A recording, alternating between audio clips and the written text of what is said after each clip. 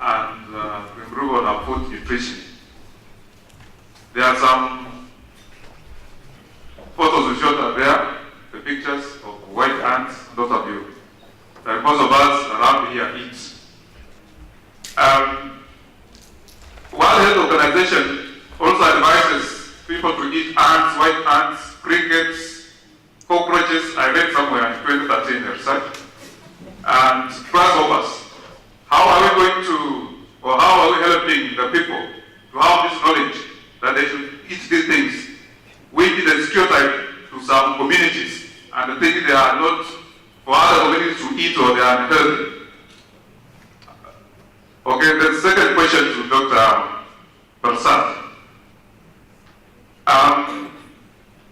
It can be a sweeping statement, but I'll allow me to just express it about cancer and the treatment.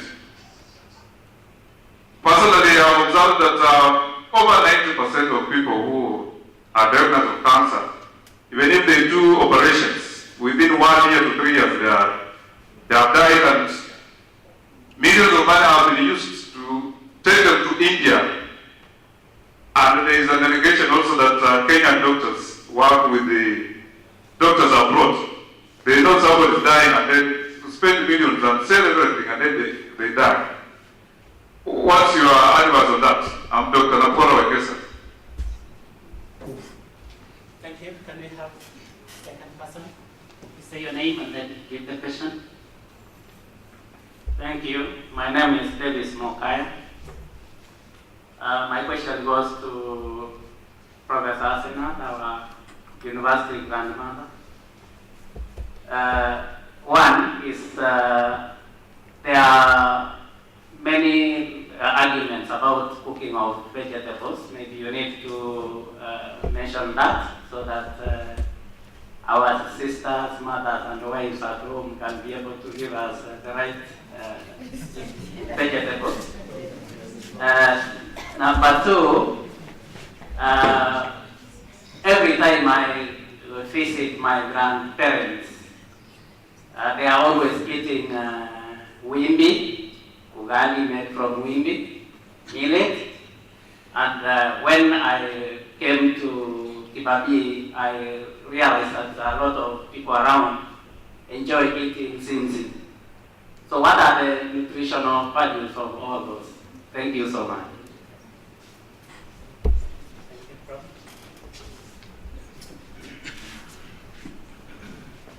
Thank you very much. Prof, you gave us a very captivating presentation, and my attention was drawn to eco-nutrition. As we talk now, we have realized really that ruminant is just loading the environment with methane. Like somebody says, if a ruminant erectates, that's it vanishes, and you have a cigarette at that place, you will be just be lighting. Yeah, it will just be producing methane. And that has forced scientists to think of getting artificial meat. Instead of relying on beef, we can make meat, actually steak with no bones from the lab, just using what? E. coli. What is your opinion on that?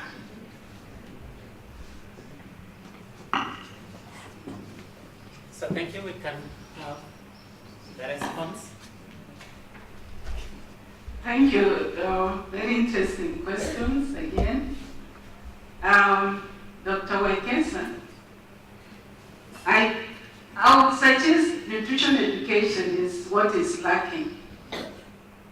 Just like I mentioned, people don't think much about nutrition. There was even a time when we used to teach nutrition in our schools. After some time, it became an optional subject.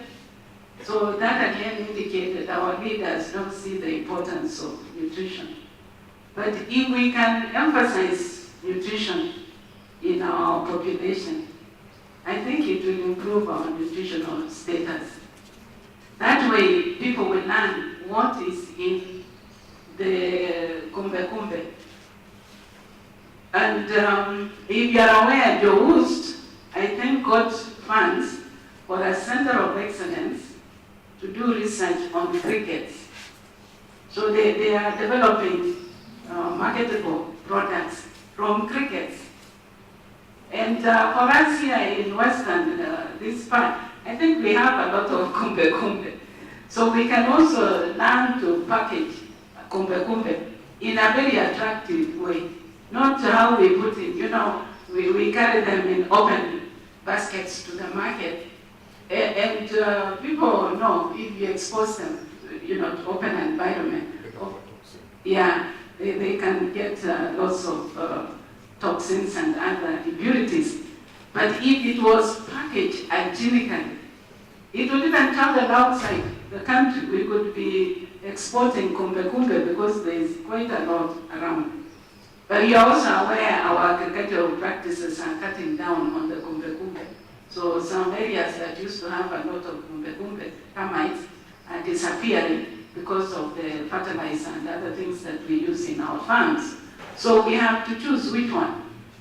What we are trying to emphasize is that you use what is available in your environment. At kumbe, we have mushrooms actually that come when it rains, and we eat a lot of it only during the rainy season because that's the only time it can grow. But we can see in our labs whether we can let it grow any time of the year. So for those who are interested in insects as food, we already have that center at Joust trying to see how to help us package in an hygienic way and in a way that people would accept in the market that this is good food, very high protein source. And there might be an answer to this artificial meat. What we are telling people now is to avoid. There is artificial fish, artificial beef. It's not good for us. You don't even know the materials they've used to make that kind of food stuff. So if you are not sure, just eat the vegetables. And we are teaching the mamas now to cook the vegetables well. These are things we can grow in our kitchen cabinets. Not to boil it for too long. We like to cook it for too long. By the time we cook it for too long, we are losing the nutrients. So we have designed some short courses that can teach people in the community how to prepare our indigenous vegetables. Those are the best, not this artificial beef and fish that is coming into our community. I think I will answer that. Well, there was another answer about simsim and wimbi. They're also high in proteins. Simsim especially is high in selenium. It has some selenium, one of the micronutrients that is hard to get in other foods. So that's why simsim is a very good snack. And if we have lots of simsim here, then maybe research teams should now research on how we can package it in a very attractive way so people can see we have something good to offer to our communities. Then eco-nutrition, yes, indeed. Let's try and avoid artificial food. Let's go for natural food. That's the best for our bodies. They were meant to get on with natural things, not artificial. Thank you. Thank you.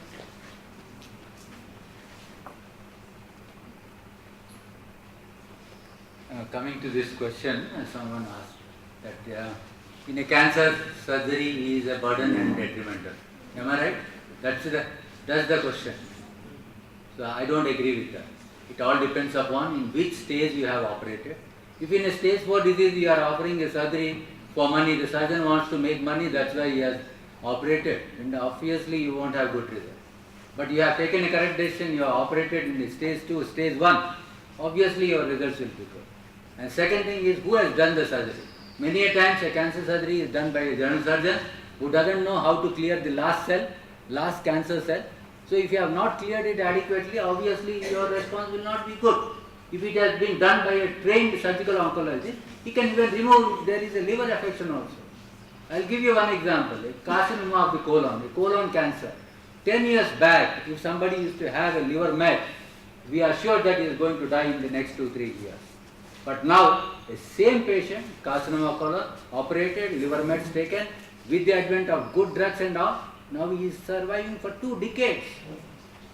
So how can you say that the surgery is detrimental? Definitely not. So it's just the choice and how you choose your patient and what you offer. There is a lack of experts in it. That is the cause for the concern rather than the science. Science has developed and has moved forward. We need more surgical oncologists trained to do a good job. If you have done a good job, there is no reason why it is detrimental. Thank you. Thank you. Thank you so much. Thank you. Some applause. Appreciate it. So we will take more questions, but we'll encourage you that you can write, and then you can forward. Then also after this, we have posters. You can still maybe go through the posters and also interact with our Professor Sikot, our grandmother, and also Dr. Prasad. So at this time, I just want to say that from what we have learned, people talk about they have their lawyers, they have their engineers, they have their political advisors, and also they have maybe their analysts. But I think what comes from this is that we need to have our nutritionists. So every time we should be knowing who do you consult for your nutrition. So thank you so much. I want to invite Dr. Kadian to give a vote of thanks. Oh, welcome. Thank you, Prof. Professor Mayo, for chairing this session on the theme food and nutrition security very well. And I think the sessions that we've had very, very informative, very indicative, isn't it? Again. So mine will be very, very brief. First, I would like to thank our very, very first guest speaker, Professor Asnet Zigot, who has educated us very well on nutrition security, eco nutrition security, and I think as a person also I've learned something that I didn't know. I'm hoping that plus what you've learned will be able also to have, will live also very live very healthy lives, isn't it? I'm hoping that I'll be able to cut down so that maybe I'm not obese, so that I can also be able to live maybe long, right? So thank you so much, Prof. That was so good. So we're hoping that we'll be able to utilize the advice that she has been able to give us. Secondly, to Dr. Prasad, who has taught and also taught us very well on liver transplant. In fact, what was coming in my mind, I was looking at, because if the way I am, every part of my body can be used. Then people can actually go to mortuaries and steal bodies and go and sell. But I'm hoping that some of us also, in our way, I'm hoping we should be able to advocate that every part of your body can be also protected and save many other lives of people out there. So we are so, thank you so much. And I'm hoping that we'll be able to be very patient and listen even and get more information for the next sessions that we're going to have. So can we be able to appreciate how that we put our hands together, we'll be clapping one, then we start talking. One. Can you try it now? One, we give now, let's give Professor 3, give the third person 3. And we go 1.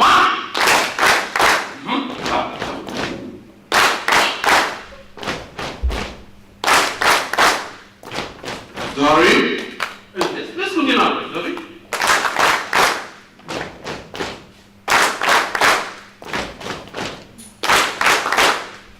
Thank you so much. God bless. Thank you. Let's appreciate the Dean for Business. Let's appreciate him.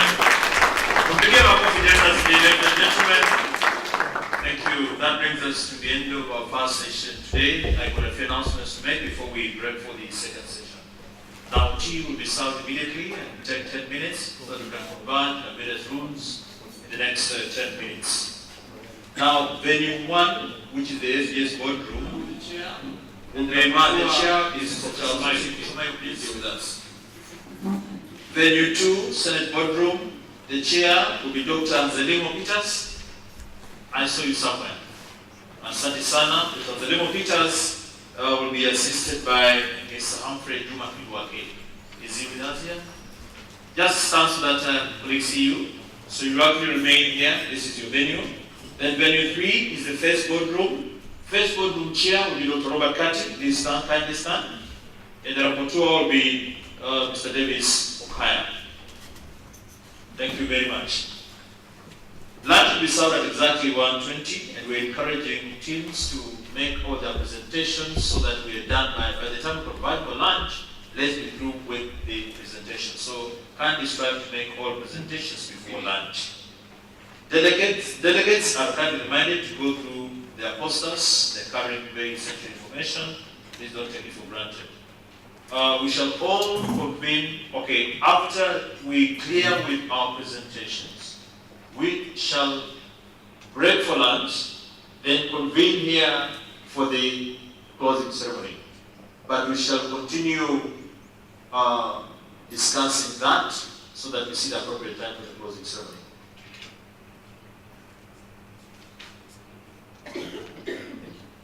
So we shall be in touch, we shall monitor, and I think that it's better that we come here for the closing ceremony, then we disperse after lunch, isn't it? So please, chairs and rapporteurs, keep to time. Your presentation is 10 minutes, and the plenary is 5 minutes. Stick to it. We need more time than today. We have to really manage our time more than we did on Wednesday and more than we did yesterday. So we wish you well, and we want to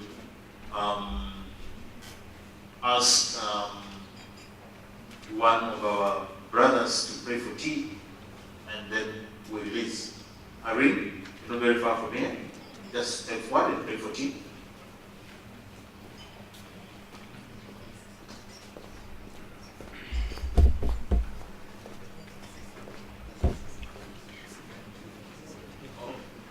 Yes, Sister Irene, thank you for that question. She's of course, she is my sister, definitely she's a sister.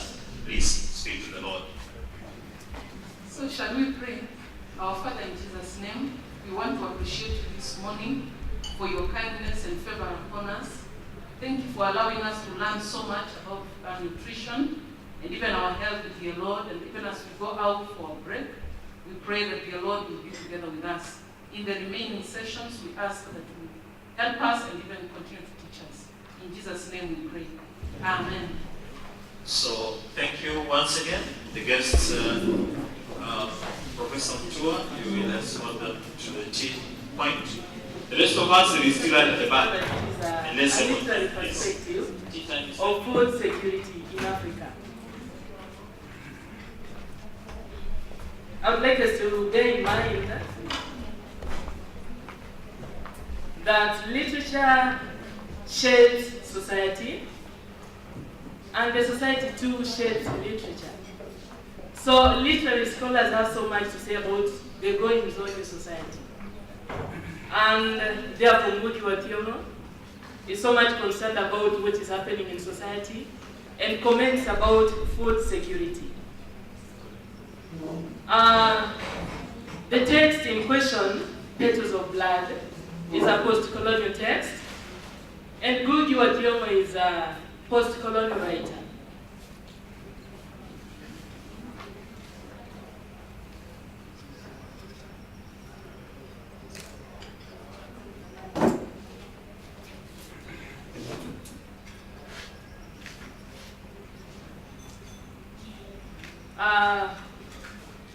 Post-colonial writers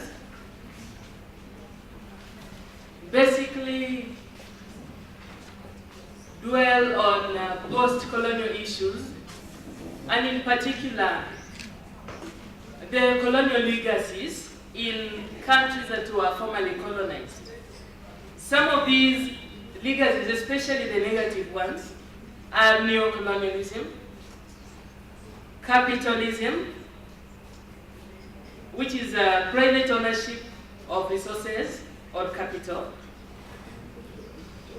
exploitation, classism, racism, and patriarchy, and in particular, sexism. So, Ngugi wa Thiong'o uses a symbolic word to talk about the issue of food security and his cognizance of the fact that food security is an issue that has dogged many post-colonial African countries, and Kenya in particular. Therefore, he uses his setting of a village that is called Ilmorog to address the issue of food security in Africa and Kenya in particular.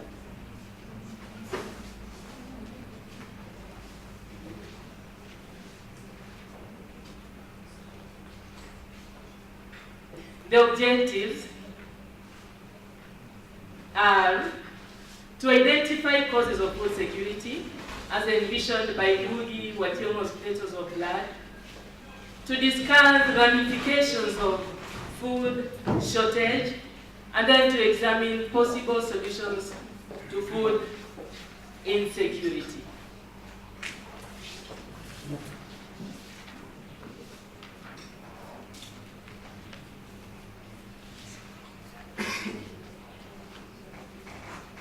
So, according to Ngugi wa Thiong'o, African countries, or countries that were formerly colonized, lack food because of the following reasons.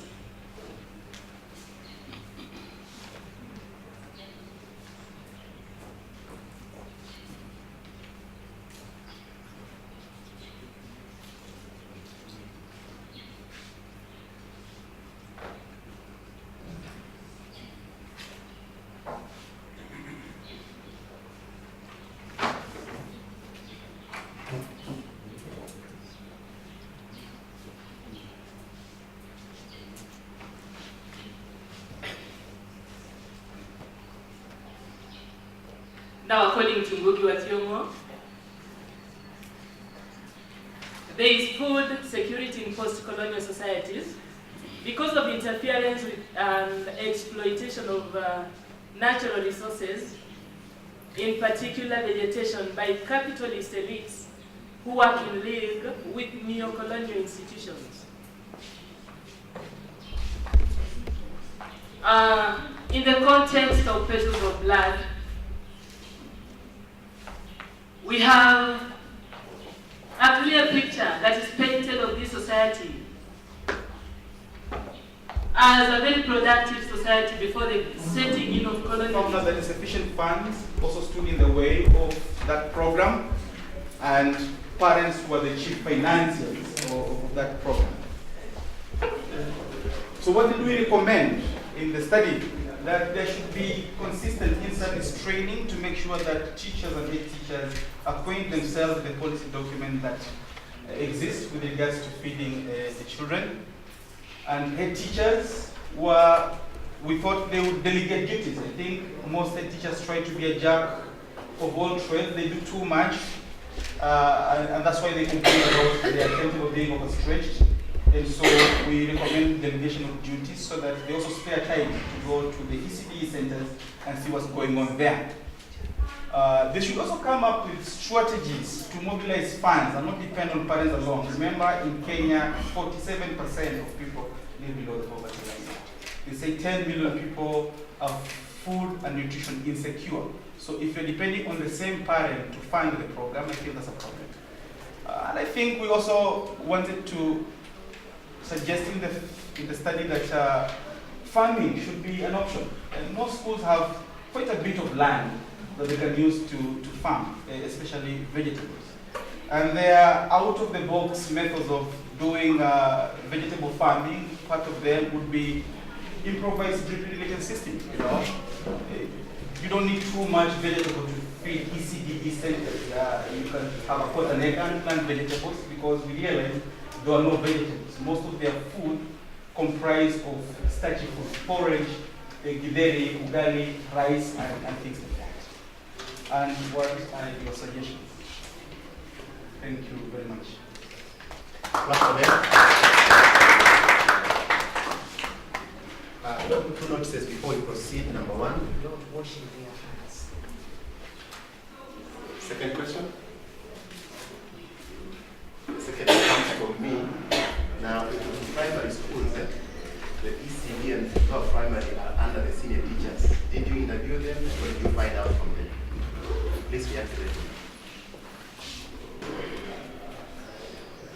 Thank you very much.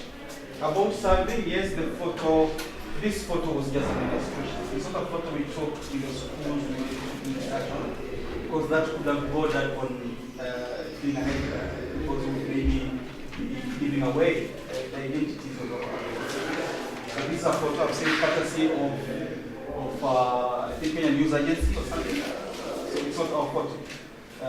But if I may say, I might react to that. Of course, there's somebody serving them. It's the photo that didn't capture the person serving them. And then cleanliness, yes, they have places where they can wash their hands. Most schools have places where they can wash hands. Mainly at the ECD centers, because in many schools the ECD centers are little removed from the main primary school. And then the senior teachers, we interviewed primary head teachers, the head teachers of the schools, because they, like you can read the topic, is about the competencies of public primary head teachers. So our respondents were head teachers and the ECD teachers. Thank you very much. Thank you. Let's have Ms. Leader. After Ms. Leader, Dr. Dome should be getting ready. You have 10 minutes, madam.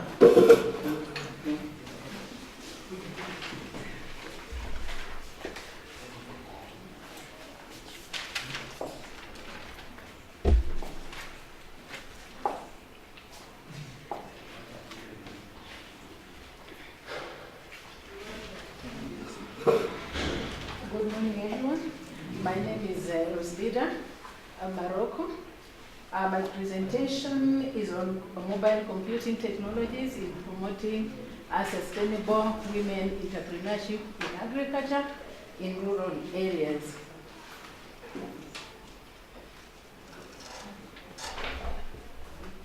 More food to feed the increasing population of the world.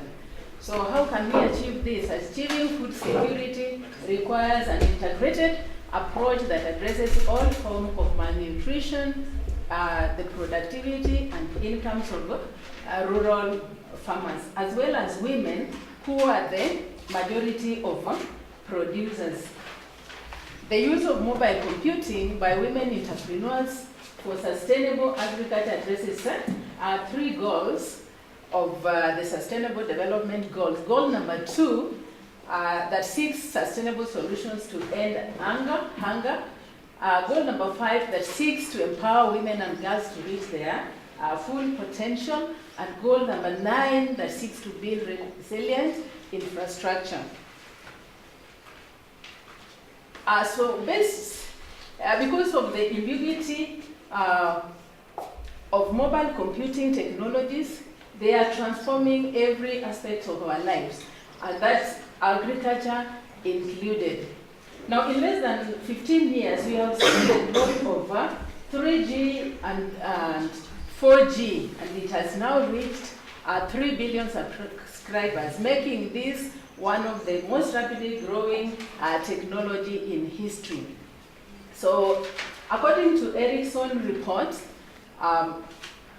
of 2018, it is projected that by the year 2024, 5G will reach more than 40% of the population of the world. So mobile computing is creating opportunities for development. And that is why women entrepreneurs who are in agriculture, who are the chief producers of agricultural products, should be empowered so that they can become more efficient, productive, and resilient in agriculture. Now, reports indicate that the world is facing challenges that have diverse effects of sustainability. So there are a lot of challenges. Now, global hunger and malnutrition are on the rise. 1 in every 9 people is malnourished. Now, we have problems ranging from undernourishment, malnourished, and from obesity. And that is why improving food security in developing nations should be an important aspect. Now, the research methodology that was adapted, it was meta-analysis, literature on mobile computing and use in sustainable agriculture and women's role in food security have been analyzed, and some of these studies were selected for analysis purposes, and this is what formed the basis of the infrastructure. Now, food security can be viewed in 4 dimensions as indicated. I've also talked about the food insecurity, which is affecting the whole world. And in Kenya, 31% of population is food insecure, whereas 830 million in the world are food insecure.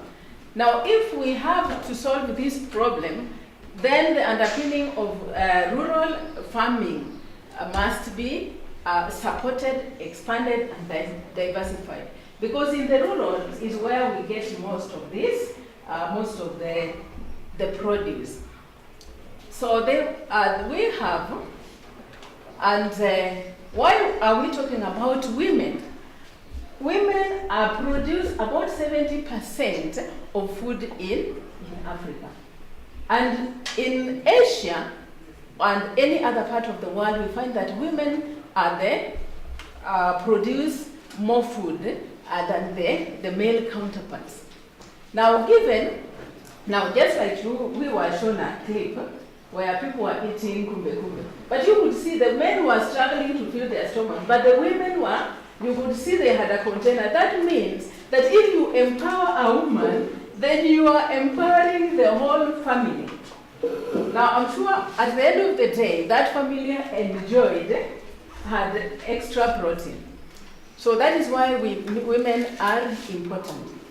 So I identified 3 mobile computing technologies that are emerging that can be used to support women in agriculture. Now, and if women are supported, then farm produce output will increase, there will be efficiency, and there will be revenues for all the stakeholders. Now, they will also have avenues to market their products. Now, that is also another challenge, marketing. So we have for sustainability, 3 mobile computing technologies have been identified. That is cloud computing, Internet of Things, and big data that can be used to help to help promote sustainability in agriculture. Now, when we are talking about big data, IoT, and cloud computing, these are emerging technologies that have evolved separately, but they are becoming interdependent. Now, demand for big data calls for adoption of both cloud computing and IoT.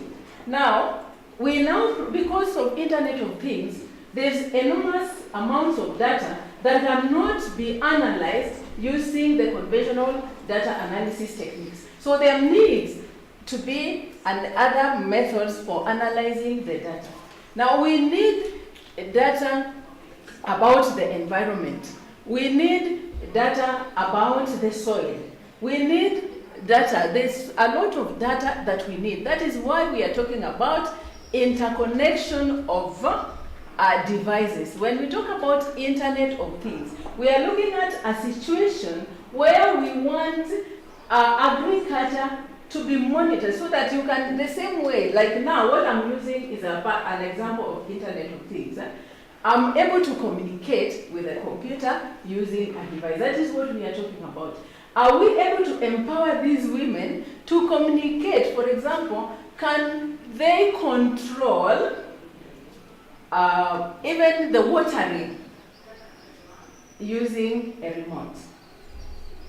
Now, we were told the other time that what we need, what we need is not water.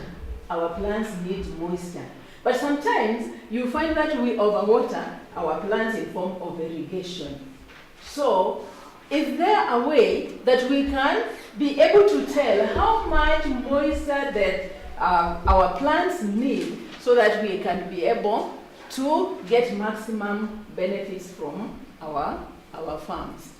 So that is why we are talking about the convergence of Internet of Things, cloud computing, and big data. So I came up with a framework that we can use.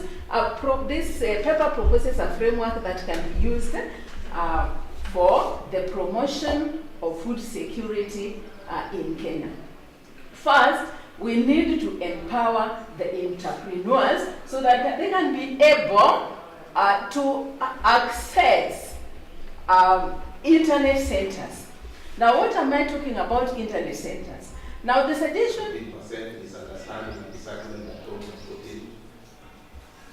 14%, abandonment was 10%, hard life at home 7%, hopelessness 7%, and others 3%. Parents, concerning parents, we discovered that the study indicated that majority of street children had no parents. That's 55, meaning they were orphans, and 45% had parents. So the issue of orphans, on the streets were not being cared for. So 34% of street children were from Bungoma, and the majority, that is 60, from other counties. So I discovered that not all the street children come from this county, some come from other counties. The level of education, most of them dropped in ECDs and others dropped in primary school. No secondary education.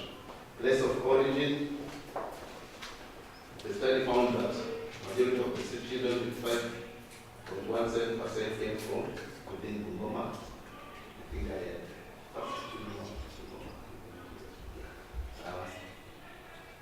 on health care challenges, the study analyzed the health care challenges faced by street children on the streets of Bungoma town. The majority, 100%, strongly agreed. Yeah, I used GCAT scale. So they agreed that hunger and lack of cloth were leading health challenges they were facing on the street. This is an indication that street children are lacking the basic needs as food and clothing. Drugs and alcohol, lack of shelter came second, 96%, followed by lack of healthcare policy, lack of NHIF cover, lack of food, begging, exposure to adverse weather conditions, and harsh environment. So here we realize that the harsh environment is that they were saying they normally take blue in order to be able to stay in town, because most of their colleagues are rough, and you need to be rough in order to survive. And especially the mature ones really harass these young ones.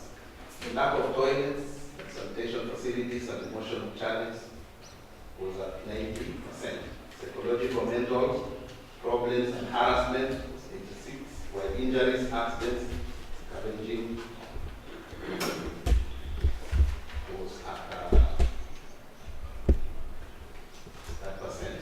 Communicable infection disease, poor hygiene, lack of treatment, other problems, 3%, malnutrition challenges, 76, sex abuse, 59, unprotected sex, 52, sickness, 31, and the risk of disability. So I realized that the street children normally link with these town guards, the ones who operate at night, to do some sexual activities. So they collab a lot. And on accidents, one boy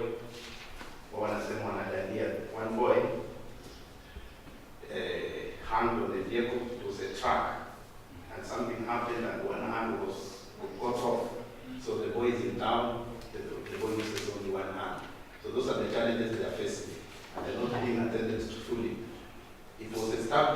children are prone to communicable infections and STIs. It's advised ingesting contaminated food and skin diseases.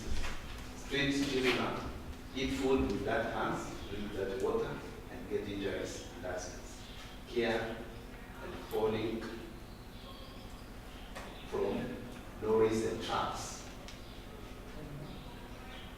Yes. The study looked at the intervention measures toward this. The state should then cope up with healthcare in order to cope up with healthcare challenges on the street. Majority of them, 69 strongly agreed that well-wishers offer assistance. So I realized that some pastors in town and some well-wishers normally call them, especially on a certain day, and they give them lunch, they give them food and so on. Where they take back, they normally use the Kibabii, which is also dirty, based on the way the sewage is done in Goma. So they dirty water. So it's a big challenge. So on discussion, let me just move to the conclusion. Thank you. The issue of healthcare for street children in the contemporary society is critical. Their presence on the street is a health problem in itself. These forgotten children deserve to be ahead of better life. So the national and the county government plus the police letters should consider alternative intervention, enhance free healthcare for all street children in order to achieve the high universal healthcare for an agenda for sustainable development. Thank you very much. Thanks so much, Kennedy. Take an extra 1 minute. That's okay. So can we, I hope we are having questions for we are writing something. So we have the next speaker, Richard. And then Carissa, I'm sure that you are the secretary there. On the four chaplains that we have there, we have an Anglican, we have an ANC, we have a Muslim, and I'm a Catholic priest. And when the hospital unit started with the mother and baby, not another baby, the one that served the entire part of Kenya and parts of Kisii and parts of Margaret and so forth started, we realized that there was something that was missing, and that is the need for pastoral care. Because some of the diseases that are there are very critical. And in this study that is done, we are dealing with cancer, we're dealing with neonatal cases that are referred to the ICU, and so many other very intensive diseases that need a lot of pastoral care. You could see from the way our doctor was speaking from NDA, actually work together all through all those hospitals in the town, that the people that were working in the operation room, we are so many, over 12 teams that are there. And from that caption that he showed us, there was a missing link of the chaplain. And that is something that we miss sometimes. But in public hospital, like in Adam and the private hospital, we have included the need for the chaplain inside there. And therefore the need for pastoral care in the face of chronic ailments, because after these guys have come out of that operation, they are not themselves. They need somebody to talk to, they need somebody to encourage them, and so forth. And this informs this study that we've just done. We've done a lot of literature on this, particularly when we visited Nicholas University in America. We realized that it's so advanced in terms of we have prison chaplains, military chaplains, and not much is done in terms of hospital chaplaincy. Although in so many other places in Europe, they have advanced. In Africa, we have so much being done in South Africa, which is a plus. And only in Kenya, the Presbyterian University of Eastern Africa have advanced this. And that made us think about why not have a chaplaincy center? And that is, we have the first of its kind in Western Referral Hospital. It's now 3 years old. And we will use this as it were to bring out this aspect of the need for dealing with these people who have gone unassisted patient in chronic ailments. It's a very, very stressful environment, and we need support immediately after they are done. So the pastoral care team has a very significant role to play in a hospital because they are a vehicle of hope. They connect us with God, even when we lose somebody else, and connect with others. Now, pastoral care teams, according to Nigeria and Miller, they attend to our social, national, and spiritual needs. And even when we lose our people, they deal with those existential questions that we will ask. Why? Like you heard about somebody that we have treated for 1 year of cancer and he dies. So we need, and most cases, those people who go through chronic illness, they have so much attachment, the doctors and the nurses. So